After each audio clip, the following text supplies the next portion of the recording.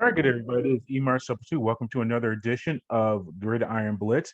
We're going to preview week 11 of this upcoming week of the NFL season. I guess that sounds right. And that's what we're going to do is review or preview the upcoming week of action in the NFL. That's what we were trying to say. But thanks for joining us for the show. We're recording this on November 6th, 19th. 2021. Thanksgiving is less than a week away, man. So the regular season is grinding along in the NFL, and we have some thoughts on what's been going on in that world and some other things in the world of football. As always, follow everything that we do. Head to the mothership, the sportsinquirer.net, premier site for news and notes in the world of sports. You can also go to our social media platforms on Twitter, Instagram, and Facebook. Do a search on there for Sports Inquirer. That's all one word. You do a search on there, and you will be able to keep track of everything that we have going on. We don't only cover just the NFL. We cover the world of college athletics. We have a lot of stuff on Georgia State football and volleyball, also Georgia Tech and Georgia. So we do a lot of college athletics as well. We're going to start picking up our coverage of the NBA and college basketball because that is picked up as well, and that started up. So make sure you go to the site to keep track of all the stuff we have going on there. You can also go to our audio and video host, such as YouTube, SoundCloud, Spotify, Anchor, Google Podcasts, and Apple Podcasts. You go on those sites, you search for the Sports Inquirer, and you'll be able to keep track of all that we have going on there as well. I highly recommend subscribing to us because I know for myself with other platforms or other media hosts that I follow and sites, it's tough sometimes to go every day just checking the site every day to see if they have anything going on. So a good way is you subscribe, you get an alert, however you want to receive it, so that you know when a new episode is up or new content. You get it on your phone or your tablet or your computer, however you want to do it, and you get a quick update of everything that's going on. So I highly recommend that when I do it for others, that you should do it for us. So that'd be greatly appreciated. But going on to the NFL this year, not a good year picking games this season. Last week, we actually did not do picks. I had a lot going on, so technically I did not do picks. No, actually I did picks. I take that back. I have to do my updates. Week 11 not available. Yeah, I did picks. Last week it was a losing record. I'll put it that way. But right now, oh no, week 9, I take that back. Yeah, we didn't do week 10. We didn't do week 10 games because I was busy. But week 9, I was 5-7-1. So overall this season, we're 59, 75, and 3. You see that in a breakdown of the week to weeks and the written portion of however you're watching or listening to us. You can see it on there. But yeah, 59, 75, and 3 is pretty pathetic as far as picks go. It's just I've had a hard read of predicting games this season. I do well as far as who's going to win the actual game, and I wish I kept track of that since the beginning of the year, just straight up wins and losses. But we do it against the line, and that line really throws a lot of curveballs to you when you're trying to make the predictions. But yeah, it's just not very good. But it's fun to do them. Don't use any real money on this. At least I don't. You can do it for money if you listen to us and want to get recommendations. But yeah, I don't gamble with money. That's a losing proposition for me. And as you see with my record, I'd be really in the dark or really in the hole if I really put some real money on these things. But we do it for fun, just for purposes of picking games out.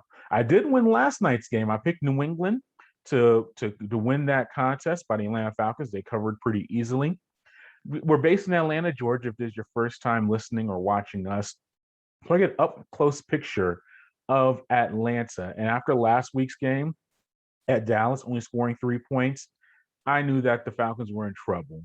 And when you got the report that Cordell Patterson, who's been their best offensive player this year, he was a scratch, he was unavailable to go, that was a bad situation. You knew Kyle Pitts was not going to be able to be productive against the Patriots defense. And the Patriots turning themselves, they're top 5, I believe, in the league in scoring and in total defense. So they're one of the top defenses in the entire NFL. So when you come into that contest against the Falcons, who are limited offensively, Kyle Pitts a rookie, but he's really their biggest offensive threat. No Patterson, no Calvin Ridley. He is still out dealing with mental health issues. So the reality is they just do not. They have a bad offensive line. That was a bad recipe for the Falcons. They actually played okay defensively. I know they end up giving 20 plus points at the end of the contest, but they kept the Falcons in the contest throughout, at least until the third quarter, and then it fell apart for them. Especially when he threw that pick six by Josh Rosen, that was the end of it. But I thought the Falcons played well defensively. They didn't get beat deep.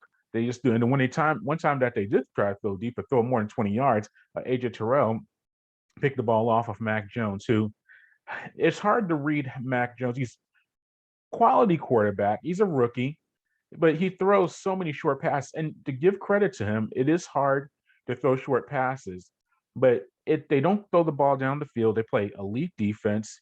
They run the ball okay. A lot of short passes, don't put the ball in danger.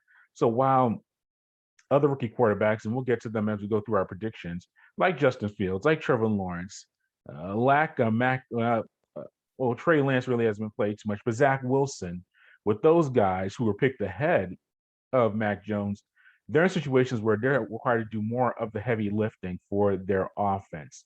And I'm not saying that Jones is not a good quarterback, but I think that he finds himself in a extremely great position as a rookie quarterback.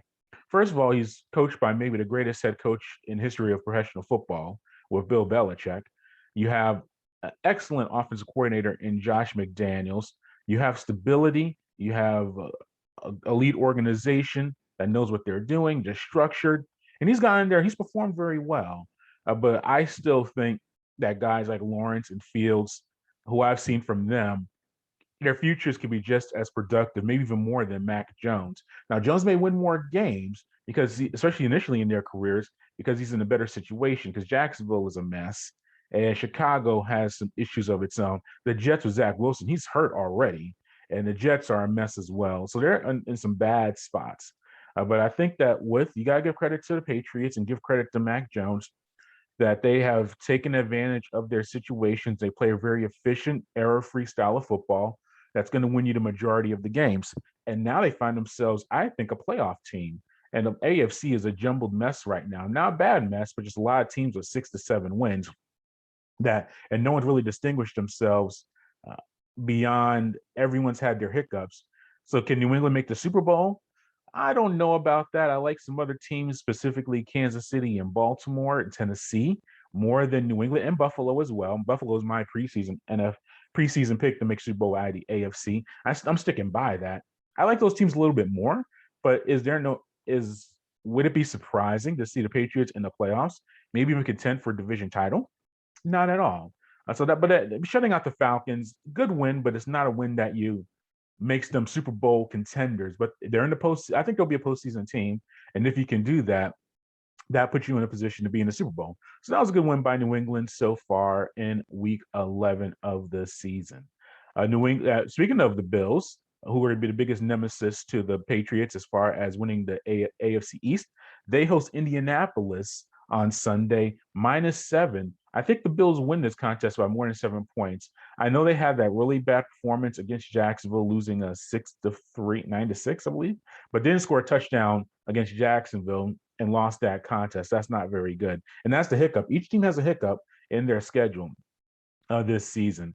But I think Buffalo gets home.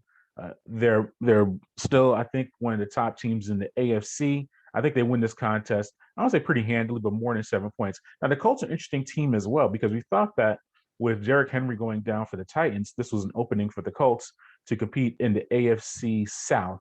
That has not happened at all. Tennessee has won their last 2 games without Derrick Henry and are rolling along. And once it's improved, you knew that once he got acclimated to being back with the Frank Wright, his former offensive coordinator at Philadelphia, and now the head coach of the Indianapolis Colts, he would improve his play. If he can stay healthy and limit turnovers, which are 2 big tasks, he could be a very solid NFL quarterback. And we're starting to see that from Wentz, but I still think Buffalo is the better team. Baltimore Ravens are a 4.5-point favorite on the road at Chicago.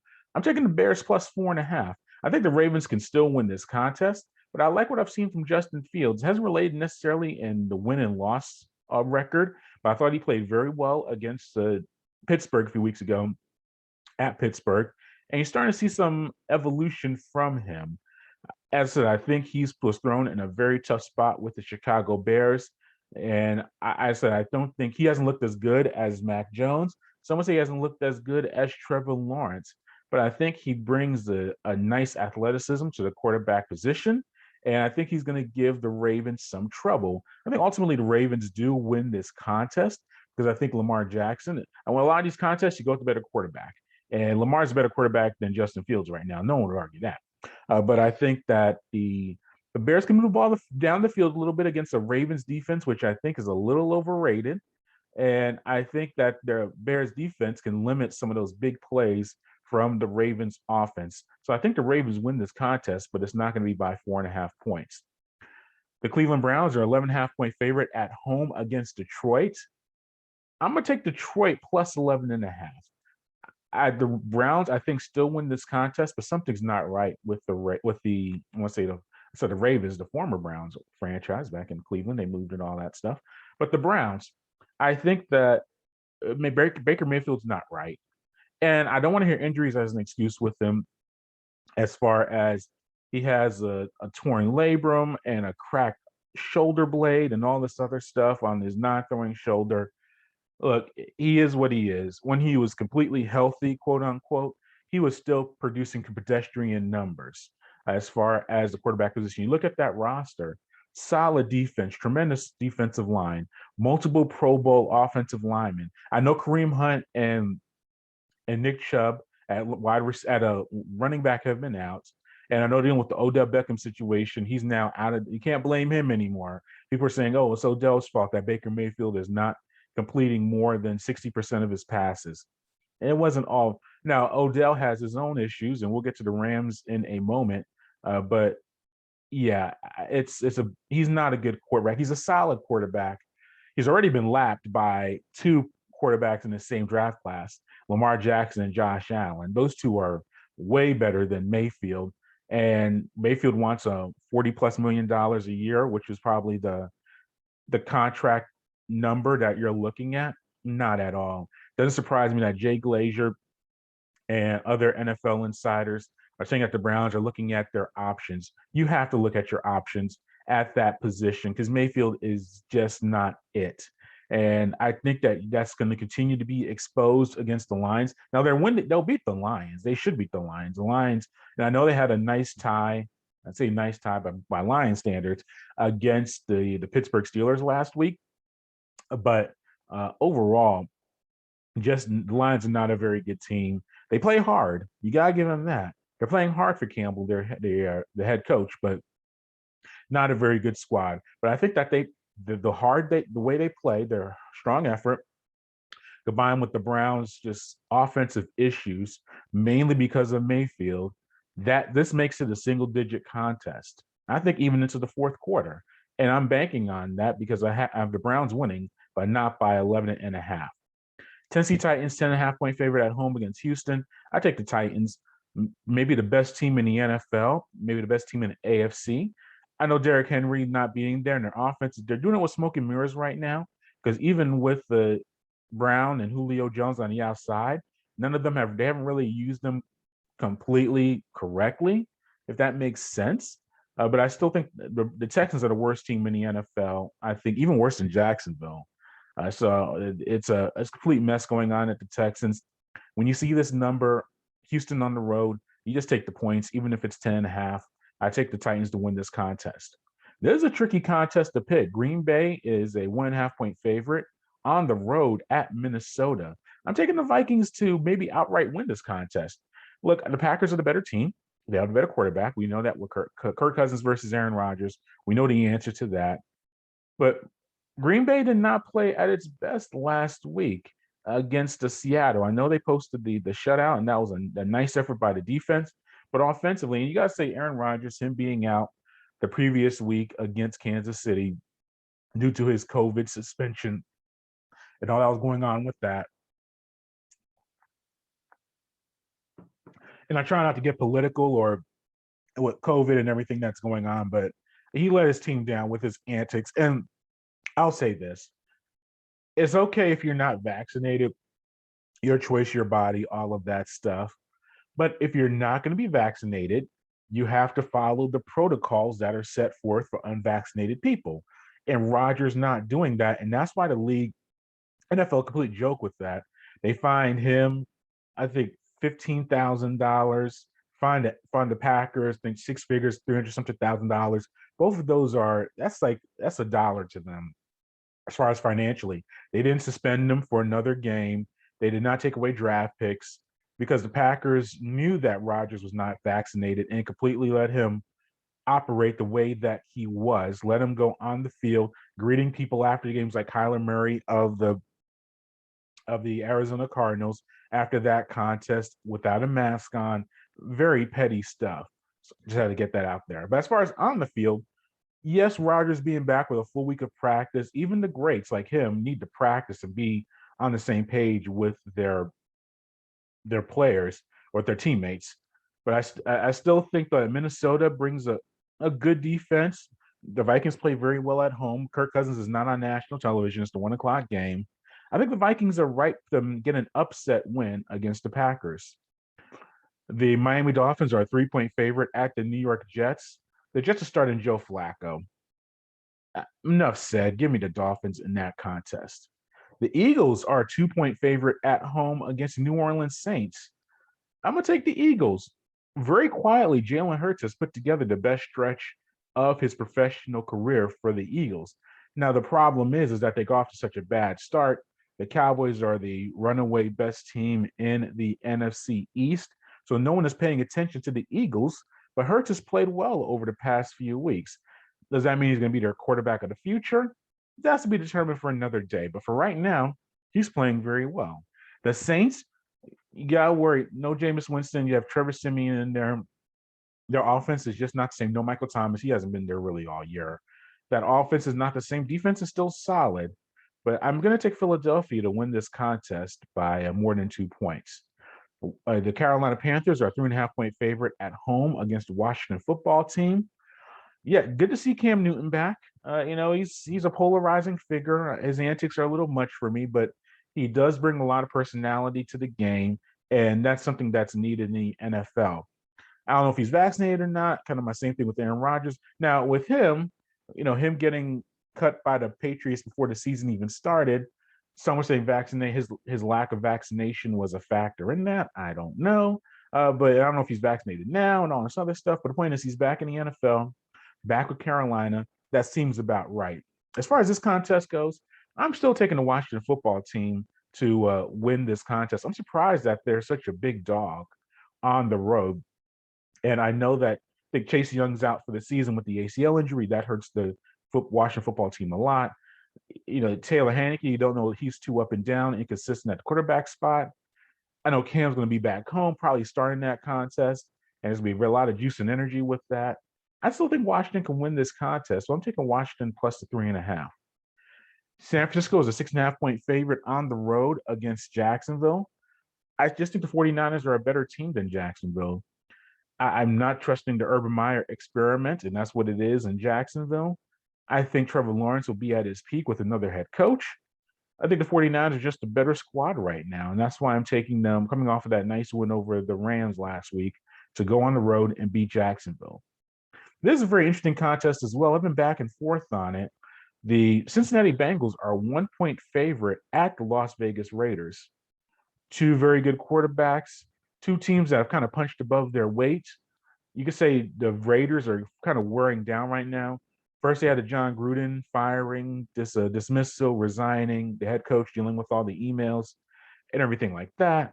You go back to our archives. I did a whole 20 minutes on it. I'm not going to go over that again. Henry Ruggs, with this tragic situation with the vehicular accident that he was involved in that caused the death of a driver.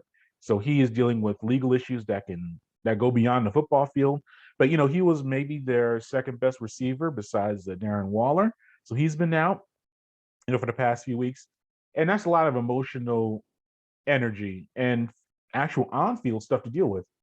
New head coach, offensive weapon not available. That's a lot to deal with, and the Raiders have kind of come back to earth a little bit over the past few weeks. I still think they find a way to get a home win over the Bengals, another team that started off so well, had that huge win a few weeks ago against the Ravens, but have come back to earth the past few weeks. Dismantled by the Browns. and just have not looked the same. So I'm gonna take the Raiders to win this contest because they're home. They play a little bit better there. And I'm gonna take Derek Carr. He's a tick better than Joe Burrow right now. So I'm gonna go with the Raiders in that contest. This is a very high level contest as well. Kansas City Chiefs, 2.5 point favorite at home against Dallas. I don't know if the Chiefs are necessarily back. I mean, they looked really good Monday Night Football against the Raiders. But with Mahomes, 5 touchdown passes, I mean, that's just a tremendous effort. I think defensively, they're starting to get a little bit better. They're not going to be a shutdown defense. They weren't that during the peak 2 years ago with Mahomes and everything like that. So the Chiefs defense is not going to be a lockdown defense like New England has been this season. But I'm going to take them to win this contest over Dallas. I think being Kansas City gives them an advantage. I think the Cowboys are a very good team. It's going to be a Super Bowl matchup. It definitely can be in the next, we see that in a few months. But I'm just going to take Mahomes at home against the Cowboys. A lot of talent on both sides of the ball. You could argue that the Cowboys defense is better than the Chiefs defense. I'll give you that. I still like the Chiefs offense a little bit more than Dallas's. So I'm just going to take the Chiefs to win this game. Arizona is a 2.5 point favorite at Seattle. I don't know about the availability of Kyler Murray and Nuke Hopkins. Those are two best players on the cards. But even then, we've seen them play okay with McCoy at quarterback. Seattle, I don't know what's going on there. Yes, I know they're going up to Seattle. Used to be a tough place to play. We've seen some teams go there and beat them up pretty recently. I'm going to take the Cardinals minus the 2.5, but if Seattle wins, would not be that surprising. But I mean, no points against the Packers on the road. Russell Wilson, I think he rushed back from that finger injury on his throwing hand. He did not look right at all, against Green Bay. So I'm gonna take the Cardinals to get the road victory, and they're the favorite. I'm very intrigued by that line. I'm gonna take the Cardinals to win that contest.